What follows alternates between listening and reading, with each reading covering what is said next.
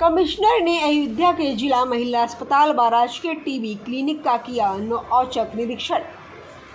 Ayodhya commissioner Navdeep रिड़वा ने अयोध्या के जिला महिला अस्पताल व राजकीय टीबी क्लिनिक का किया औचक निरीक्षण के दौरान अपेक्षित व्यवस्थाएं नहीं मिली। उन्होंने संबंधित अधिकारियों को निर्देश दिए तो वहीं कमिश्नर ने कहा कि समय समय पर आकस्मिक निरीक्षण करते रहें और डॉक्टर, नर्स व सभी कर्मचारी समय पर अपनी ड्यूटी पर उपलब्ध रहें।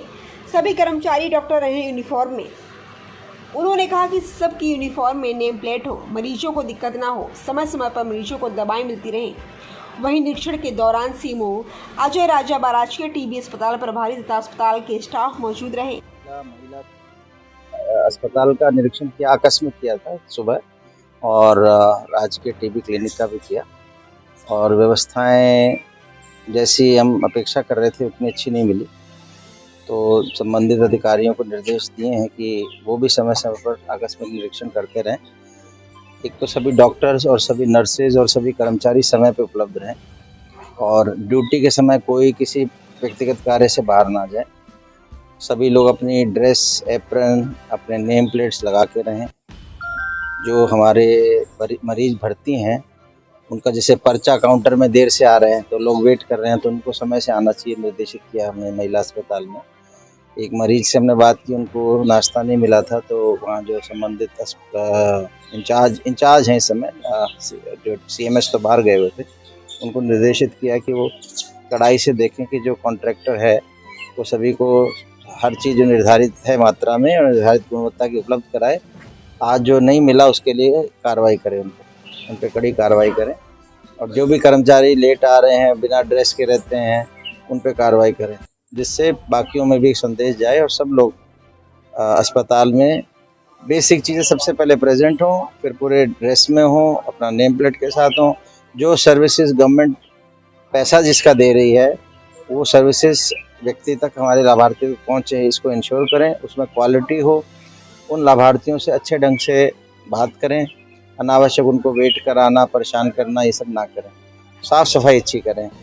कुछ जगह मैंने महिला अस्पताल में देखा लाइट ख़राब थी, अंधेरा सा था बड़ा, तो लाइट्स लगा दें, सफाई अच्छी रखें।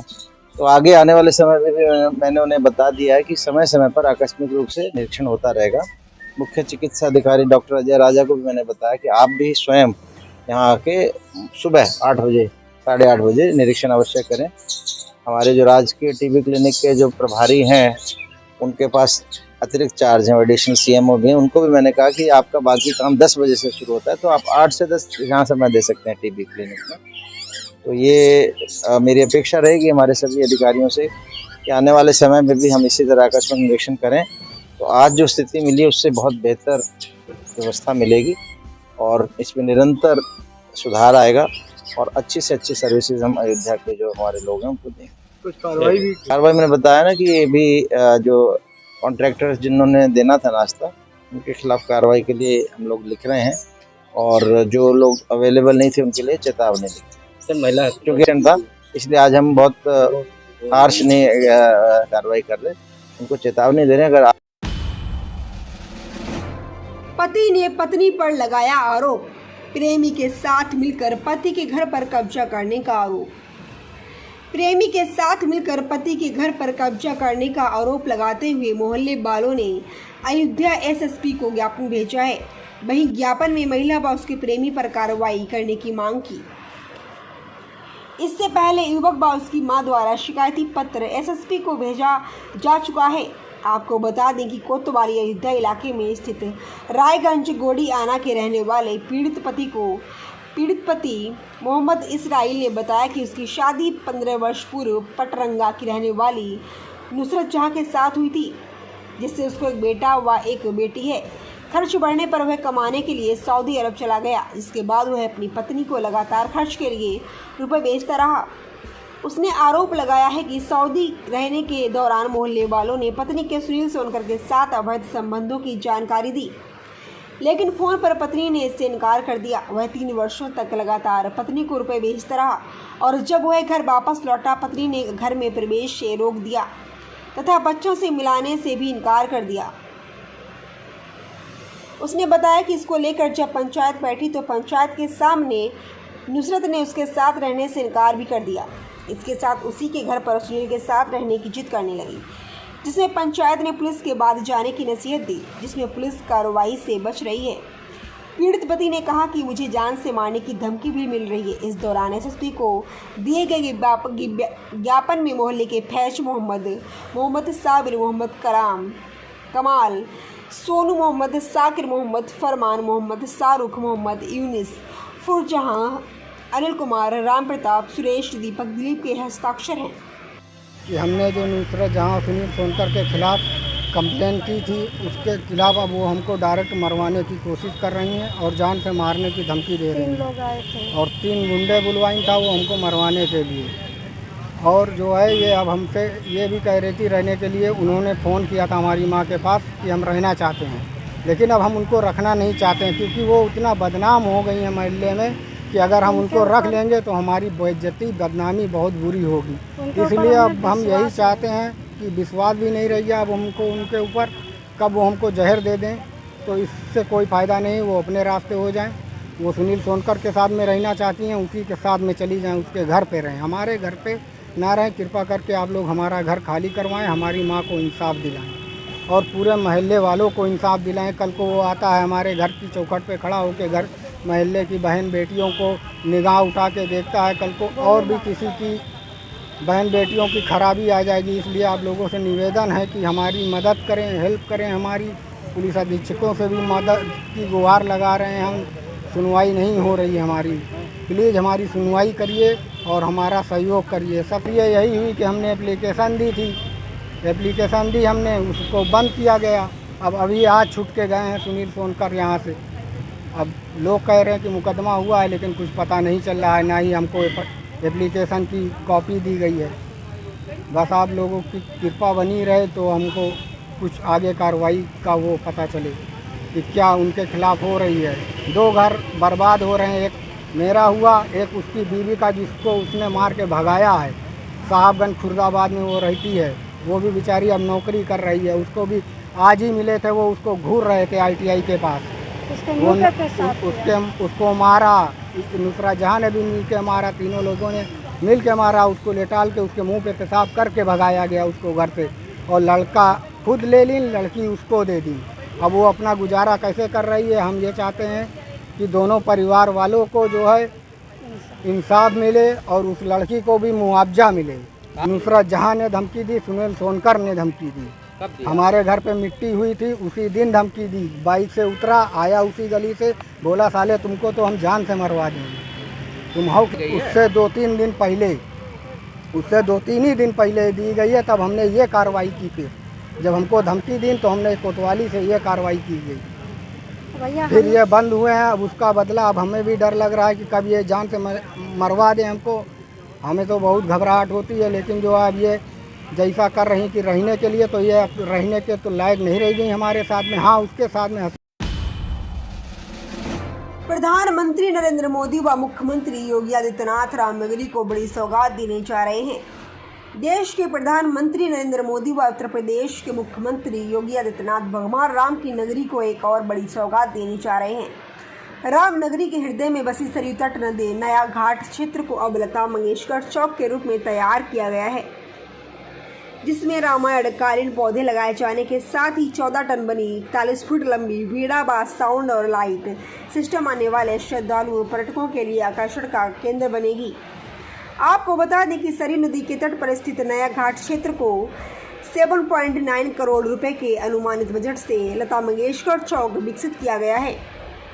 जानकारी देते हुए कमिश्नर के मुताबिक भगवान राम के सबसे अधिक भजन का गायन करने वाली स्वर कोकिला स्वा लता मंगेशकर जी की स्मृति में श्री धाम अयोध्या के नया घाट चौराहे का नाम परिवर्तित करते हुए लता मंगेशकर चौक करने की कार्य योजना बनाई गई है। इतना ही नहीं, स्वर कोकिला के हाथों में 14 टन बनी के साथ 41 फुट लंबी बीड़ा लिए हुए एक विशाल प्रतिमा का लोकार्पण भी किया जाना सुनिश्चित हुआ है। लता मंगेशकर चौक का उद्घाटन बेहद शानदार ढंग से किया जाना है और समारोह पूर्वक उद्घाटन के अवसर पर 4 चांद लगेंगे। प्रधानमंत्री नरेंद्र मोदी के खुद शरीक होने से दरअसल अति व्यवस्था होने के कारण भले ही प्रधानमंत्री मोदी कल अयोध्या न पहुंच पा रहे हों, किंतु मुख्यमंत्री योगी आदित्यनाथ द्वारा स्वर कोकिला की प्रतिमा का लोकार्पण करते हुए वर्चुअल तौर पर अयोध्या में मौजूद रहेंगे। स्वर कोकिला के सम्मान में चौक उद्घाटन के वक्त अयोध्या के प्रमुख संतों में खासकर श्री राम जन्मभूमि तीर्थ क्षेत्र ट्रस्ट के अध्यक्ष महंत गिनत गोपाल दास, भवन के उत्तराधिकारी महंत कमल नयन दास, उदासी ऋषि आश्रम के महंत डॉक्टर भरत दास, पूर्व सांसद डॉक्टर रामविलास दास, वेदांती राम बल्लभा कुंज के अधिकारी राजकुमार दास, महंत डॉक्टर राघवाचार्य समेत 2 दर्जन से अधिक पूज्य संत महंत भी साक्षी होंगे। सितंबर को भारत रत्न लता मंगेशकर जी का जन्म दिवस होता है, तो इस दिन उनके जन्म दिवस के अवसर पर अयोध्या में लता मंगेशकर चौक इसका उद्घाटन होगा।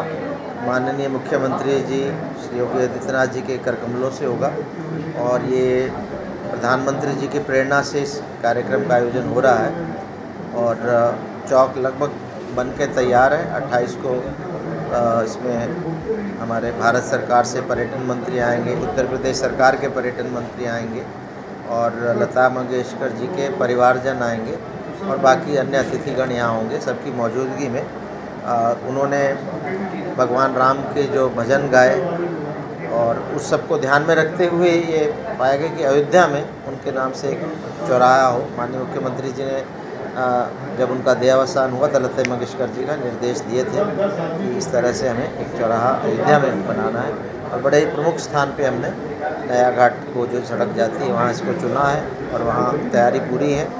और जो भी बाहर से लोग आएंगे उनको लता मंगेशकर जी के जीवन के बारे में, भगवान राम के बारे में उन्होंने कौन से गीत गाए वो वहाँ उस चौक पे आके उनको होगा और वहाँ उनको सुनने को भी उनके भजनों को सुनने का भी मौका मिलेगा। ऑडियो सिस्टम इस तरह से वहाँ लगाया गया है। प्रधानमंत्री जी वर्चुअल जुड़ने की अभी बातचीत चल रही है। यहाँ माननीय मुख्यमंत्री जी यहाँ आके करेंगे। ये दोपहर को कोई समय होगा, दिन के समय दोपहर से 12 बजे। अयोध्या की रामलीला में फिल्मी सितारों द्वारा हो रहा मंचन। धर्म की नगरी अयोध्या में फिल्मी सितारों से सजी अयोध्या की रामलीला के दूसरे दिन मंचन में नारद का अहंकार और मोहिनी रूप में विवाह की इच्छा क्रोध में आकर भगवान विष्णु को ही श्राप देना देखने को मिला।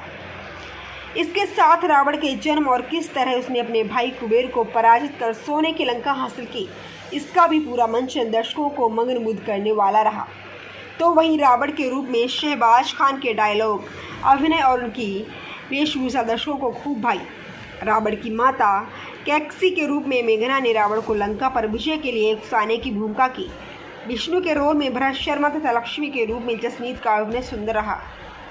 वहीं शहबाज खान अयोध्या की रामलीला में लगातार रावण का रोल कर रहे हैं और दर्शक उन्हें इस भूमिका में खूब पसंद भी कर रहे हैं। शहबाज खान ने कहा कि जीवन की आपाधापी में अयोध्या आकर और रामलीला करके जो सुख मिलता है वह अनमोल है।